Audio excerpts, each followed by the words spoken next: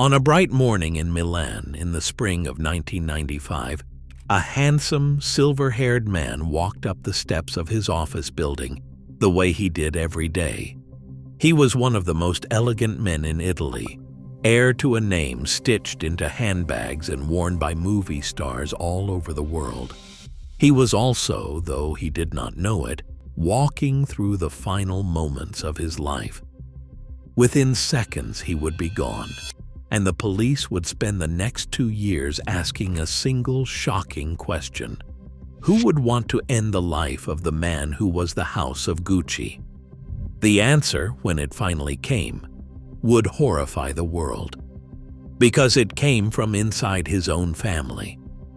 This is the story of how one of the most famous names in luxury was built by a family, and then torn apart by that same family until they lost the fortune, the company, and finally, everything. Because power and money are never far apart. The name, of course, was Gucci, and it began, as these stories so often do, with one determined man and a very small shop. His name was Guccio Gucci, and in the 1920s, in the beautiful Italian city of Florence, he opened a modest store selling fine leather goods. He had worked in his youth at a grand hotel in London, carrying the luggage of the wealthy, and he had studied that luggage closely, the craftsmanship, the quiet signals of status.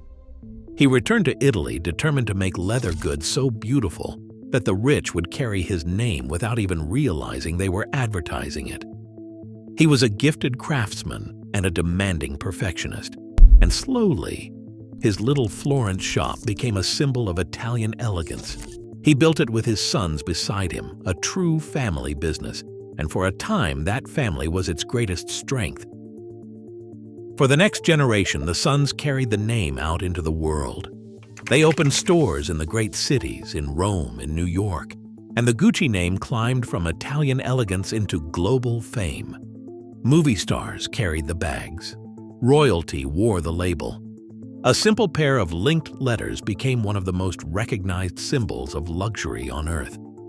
From a hotel porter's dream to the wardrobes of the famous, the family had built something extraordinary.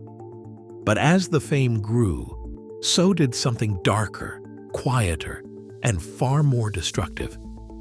The family began to turn on itself. Here is the tragedy at the center of this story. The very thing that had built Gucci, the family, was also the thing that would destroy it. As the company grew rich, the relatives began to fight. Brother against brother, father against son, cousin against cousin, over who controlled what, over who deserved which share, over who was truly running the empire. The fight spilled out of the boardroom and into the courts. Family members took each other to court, testified against one another, and aired their private wars in public. In one infamous chapter, a son reportedly provided information that sent his own father into legal ruin over unpaid taxes, a betrayal that split the family down the middle and never healed. Into this poisoned family stepped one young man who believed he could hold it all together. His name was Maurizio, the grandson of the founder, and he was charming, idealistic, and determined to seize control of the fractured empire and restore its glory. Through a series of maneuvers, he gathered the shares, pushed aside his relatives, and made himself the head of the House of Gucci. For a brief, shining moment, the dream seemed possible. One family member back in command, ready to lead the name into a golden future. But Maurizio, for all his charm, was not the businessman the moment required, and the company, weakened by decades of family warfare, was bleeding money badly. And now the fortune itself began to slip away, in the most painful way imaginable. Struggling with debt and mismanagement, Maurizio was forced, step by step, to sell. First pieces of the company, then more, until finally, in the early 1990s, the last of the family's ownership was sold to outside investors. Let that land for a moment. After roughly 70 years, the Gucci family no longer owned a single share of Gucci. The name their grandfather had built from nothing, that they had carried to the top of the world, was now simply gone from their hands, sold off to strangers in the wreckage of their endless feuding. The company would go on to thrive under new owners, but the family whose name it carried had lost it completely. For Maurizio, the loss of the company was only the beginning of the end. He had also, some years earlier, left his wife, a striking and ambitious woman who had stood beside him during his climb to power and who did not take the separation quietly. Their parting was bitter, public, and full of resentment over money and status and pride. And it was here, in that bitterness, that the final, terrible chapter was written. On that Milan morning in 1995, Maurizio was attacked outside his office and did not survive. For 2 years, the case baffled investigators. And then the truth emerged, and it was worse than anyone had imagined.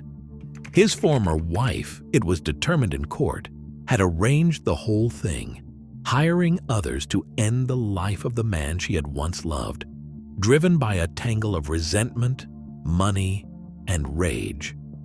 She was tried, convicted, and sent to prison for orchestrating the crime.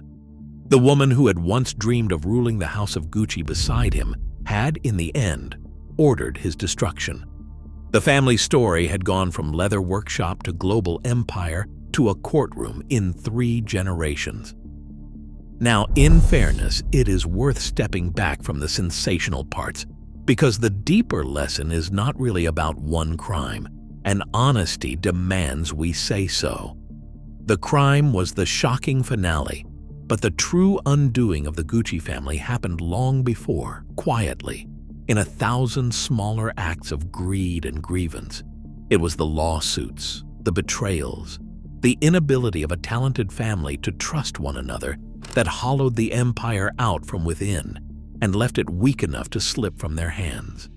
The violence made the headlines, but it was the feuding that lost the fortune. The two are often confused, and they should not be.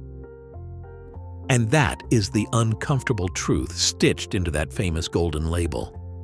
We imagine that a family blessed with a fortune and a legendary name would guard it together, that shared blood and shared wealth would bind them. Again and again, history shows the opposite.